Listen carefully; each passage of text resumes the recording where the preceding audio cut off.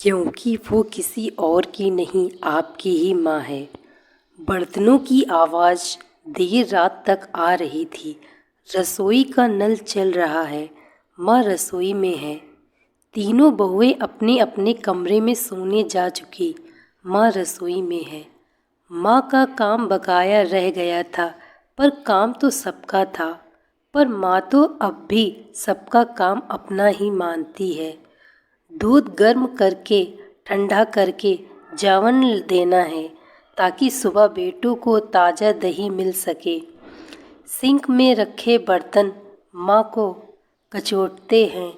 चाहे तारीख बदल जाए, सिंक साफ होना चाहिए। बर्तनों की आवाज़ से बहू बेटों की नींद खराब हो रही है। बड़ी बहू ने बड़े बेटे से कहा, तुम्हारी माँ को नींद नहीं आती क्या? ना खुद सोती है और ना ही हमें सोने देती है। मंझली ने मंझले बेटे से कहा, अब देखना सुबह 4 बजे फिर खटर पटर चालू हो जाएगी। तुम्हारी माँ को चैन नहीं है क्या? छोटी ने छोटे बेटे से कहा, प्लीज़ जाकर ये ढोंग बंद करवाओ कि रात को सिंक खाली रहना चाहिए। माँ अब तक बर्तन मान चुकी थी।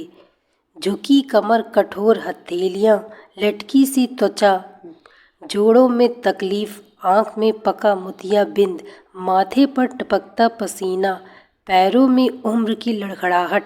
मगर दूध का गर्म पतीला वो आज भी अपने पल्लू से उठा लेती है और उसकी उंगलियां जलती नहीं हैं, क्योंकि वो माँ है। दूध ठंडा हो चुका, जावन भी लग चुका, घड़ी की सुइयां थक गईं, मगर माँ ने फ्रिज में से भिंडी निकाल ली और काटने लगी। उसको नींद नहीं आती है, क्योंकि वो माँ है। कभी कभी सोचती हूँ कि माँ जैसे विषय पर लिखना, बोलना, बनाना, बताना, जताना कानूनन बंद होना चाहिए, क्योंकि यह विषय निर्विवाद है, क्योंकि यह रिश्ता स्वयं कसौटी है। रात के 12 बजे सुबह की भिंडी कट गई। अचानक याद आया कि गोली तो ली ही नहीं। बिस्तर पर तकिए के नीचे रखी थैली निकाली।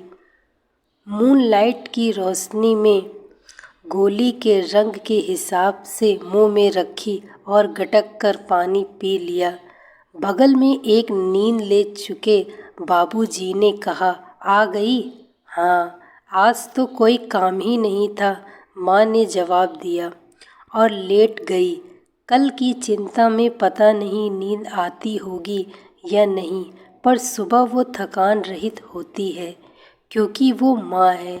सुबह का अलार्म बाद में बजता है, माँ की नींद पहले खुलती है। याद नहीं कि कभी भरी सर्दियों में भी माँ गर्म पानी से नहाई हो। उन्हें सर्दी नहीं लगती, क्योंकि वो माँ है।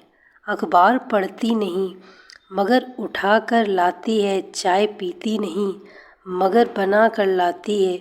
जल्दी खाना खाती नहीं, मगर बना देती है, क्योंकि वो माँ है।